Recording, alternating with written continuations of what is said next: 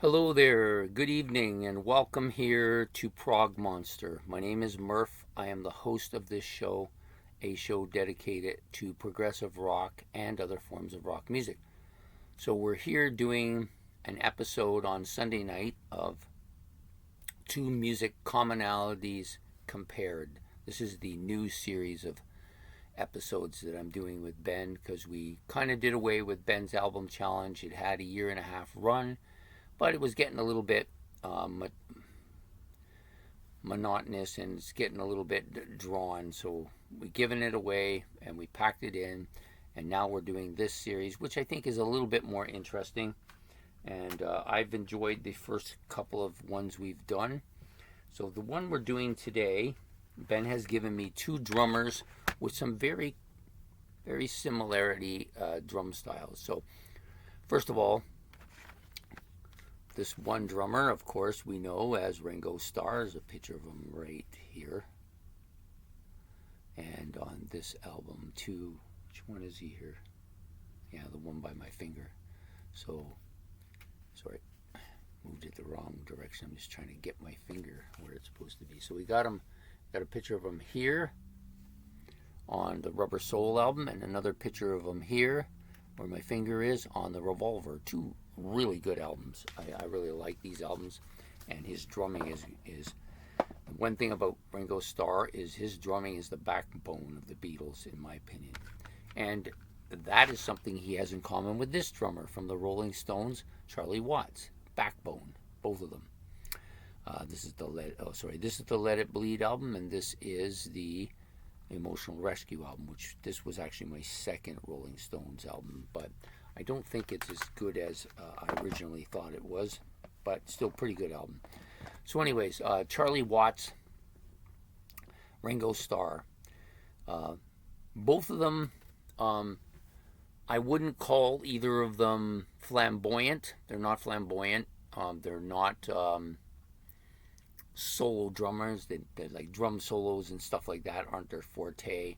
They're not really progressive drummers in the sense that they have all these complex fills and time signatures and stuff like that. However, both of them are excellent drummers at coming up with those really catchy drum riffs and parts that are the backbone of both of these bands. You know, in the case of Ringo Starr, he has a multitude of these little off part drum parts that just really are catchy. Some of them are so catchy that when people think of those songs, they think of the drum riff.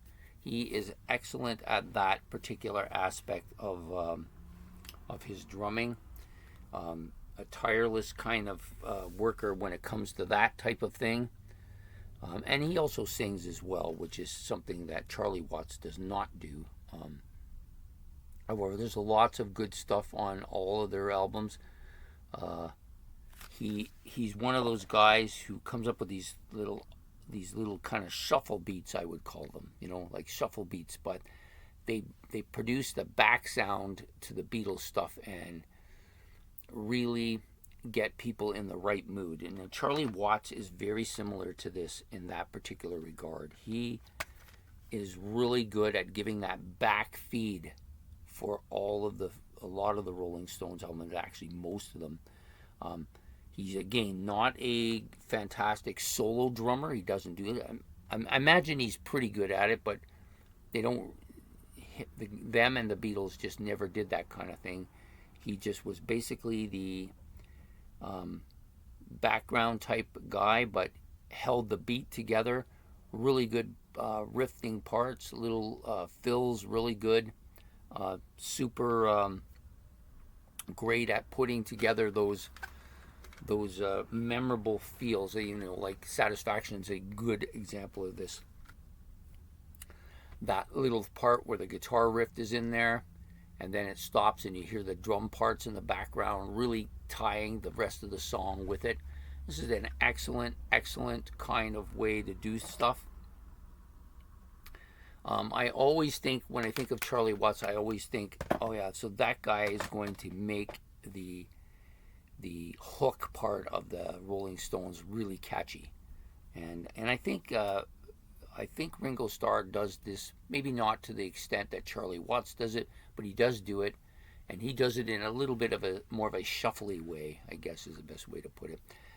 I enjoy both of these drummers quite a bit, and both of them, of course, came out with these bands in early 1960s.